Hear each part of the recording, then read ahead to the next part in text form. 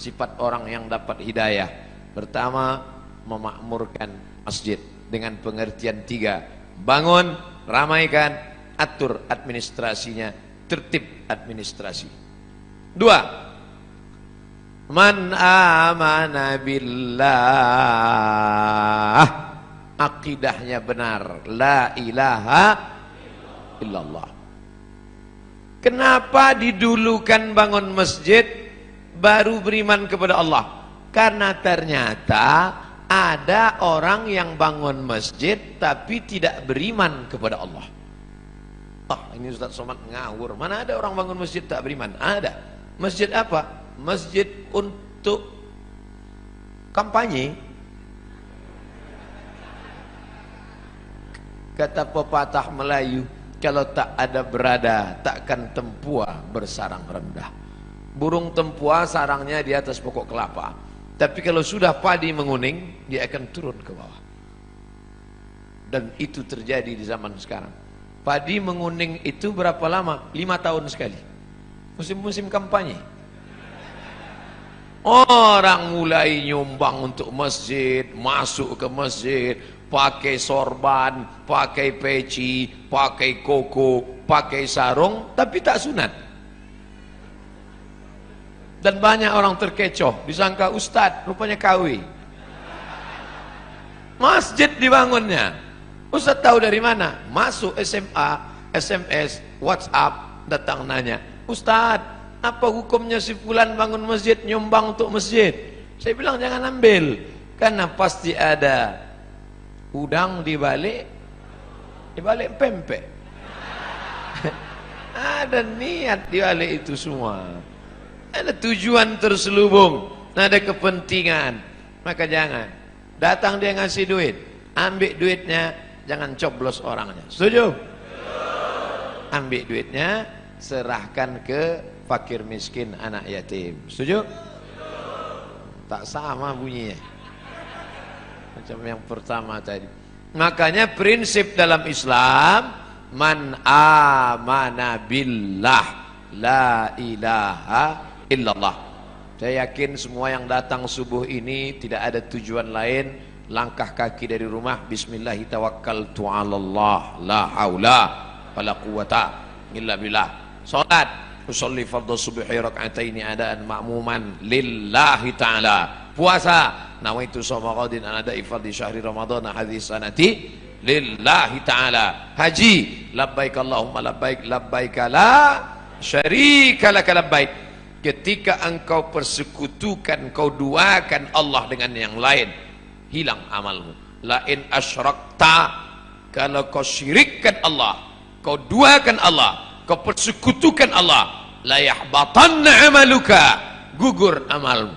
Maka ciri orang yang mendapat hidayah yang kedua, man amana billah, jangan rusak tauhid, akidah kepada Allah. Ini kadang anak-anak lajang ini gara-gara lama dapat jodoh, rusak tauhidnya. Iyyaka na'budu wa duku nasta'in. Nyembahnya tetap sama Allah, mintanya ke dukun. Kata dukun, kalau kau mau cepat dapat jodoh, ambil 7 bunga. Bunga melati, bunga mawar, bunga ros, bunga kantil, bunga tai ayam. Nanti di blender. Nah, udah di blender, kau minumlah. Setelah minum nanti bangkit aura merah. Begitu diminum, merah muka. Rupanya radiasi.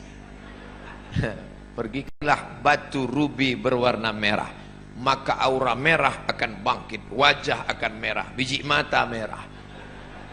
Ini tak betul. Kalau memang tak boleh pakai cincin, kenapa Ustaz pakai? Saya hanya sekedar suka saja. Pakai batu tak apa-apa, tapi meyakini bahwa batu memberikan efek sesuatu, rusak la ilaha illallah kita. Kadang orang ini suka mancing-mancing. Ustadz pakai cincin itu ada khasiat-khasiatnya. Ada, saya bilang. Apa khasiatnya? Kalau dipakai, duduk di rumah makan, tak bayar.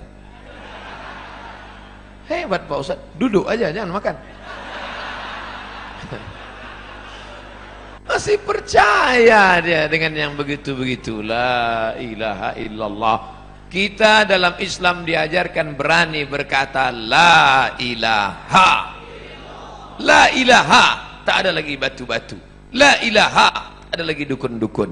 La ilaha, tak ada lagi gelang-gelang. La ilaha, tidak ada lagi sembahan-sembahan. La ilaha illallah. Murni. Inna salati wa nusuki wa mahyaya wa mamati lillah. Jangan rusak lagi.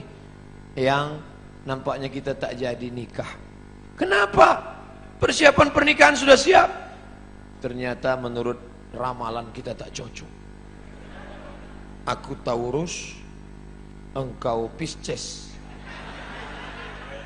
Taurus ini kambing, Pisces ini ikan.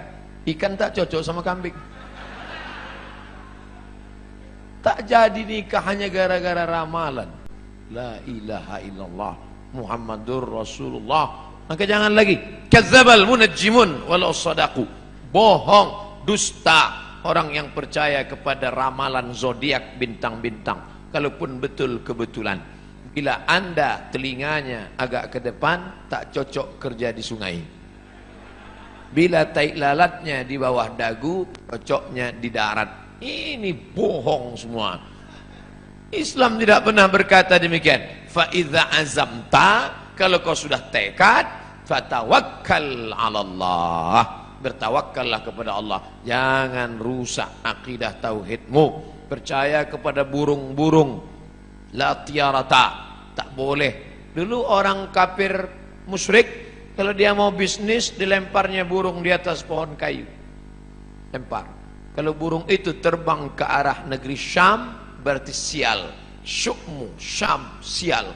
Kalau pergi ke arah Yaman, Yamin, beruntung, lempar. Ke arah Yaman, ayo lanjutkan. Kalau ke arah Syam, berarti sial. Kalau mau bisnis, diambil anak panah 3 biji. Anak panah disimpan dalam Ka'bah, digoncang. Pergi atau tak pergi? Ambil anak panah. Pergi, pergi. Tidak pergi, jangan pergi. Kosong, Anda belum beruntung, goncang sekali lagi. Ini dibatalkan dalam Islam. Maka dalam Islam diharamkan innamal ghamru wal maisiru wal ansabu wal azlamu khamar. Namal ghamru wal maisir, judi, wal ansabu, menyembelih binatang untuk berhala, wal azlam, mengundi nasib, rijsun, najis, min amalis syaitan, perbuatan setan, fajtanibuh, jauhi. Ciri orang yang mendapat hidayah, dia berserah diri hanya kepada Allah, tapi tetap ada usaha. Jangan tidak ada usaha. Yang nanti yang lajang-lajang, yang gadis-gadis, kamu tak ada usaha untuk jodoh. Kalau memang sudah takdir Allah, tak akan kemana. Tetap ada usaha. Contoh, ini kue kotak Nengs Bakri. Ini kan memang ditakdirkan untuk saya ini kan. Memang untuk saya. Tapi saya tak ada usaha untuk membuka kotaknya. Masuk dia ke mulut saya. Tidak, menganga dari tadi. Mesti ada usaha untuk membuka kotaknya, lalu memilih-milih kue yang mana. Berapa biji kue? Pilih yang ini atau ini. Mesti ada usaha mengambil paralotnya, lalu ditusukkan ke botol, ke gelasnya. Ada usaha. Usaha itu disebut dengan ikhtiar. Itulah ahlus sunnah wal jamaah. Kalau tidak ada usaha, hanya pasrah saja, itu namanya Jabariyah. Orang Jabariyah kata dia tak ada usaha, takdir saja. Bang, abang tak kerja. Kalau memang rezeki kita datang sendiri, adinda, tak usah kerja-kerja. Nanti kalau ada suami ibu macam itu Jabariyah. Kalau gitu ibu tak usah masak. Nanti jam-jam 9 dia lapar, nanya, mana makanan kita? Kalau sudah takdir Allah, datang sendiri dia, bang. Orang gitu mesti gitu membalasnya. Orang Jabariyah ini tak ada usaha sama sekali. Diam aja. Nanti tiba-tiba Pak Kapolsek razia. Prit, mana STNK BPKB? Saya serahkan pada Allah. Hah? Pukulkan kepalanya Pak. Pak. Kenapa Bapak pukul? Ini pun dari Allah juga. Orang-orang gini ini mesti gitu melawan dia. Kita betul. Allah kasih kita kudrat, Allah kasih kita iradat, Allah kasih kita sama, Allah kasih kita basar, Allah kasih kita kalam supaya kita berusaha. Makanya doa keluar masjid, Allahumma inni as'aluka min fadlik, beri aku rezeki. Kenapa keluar masjid minta rezeki? Karena keluar masjid idza qudiyatis shalah, kalau salat sudah dilaksanakan, fantashiru fil ard, bertebaran di atas muka bumi cari rezeki, wabtaghu min fadlillah, cari karunia Allah. Ciri orang yang dapat hidayah yang pertama, memakmurkan masjid. Yang kedua, beriman kepada Allah. Yang ketiga, wa aqamas shalah. Salat bukan somat. Salat. Mudah-mudahan anak-anak gadis yang rajin salat subuh ini mendapatkan suami yang rajin pula salat subuh.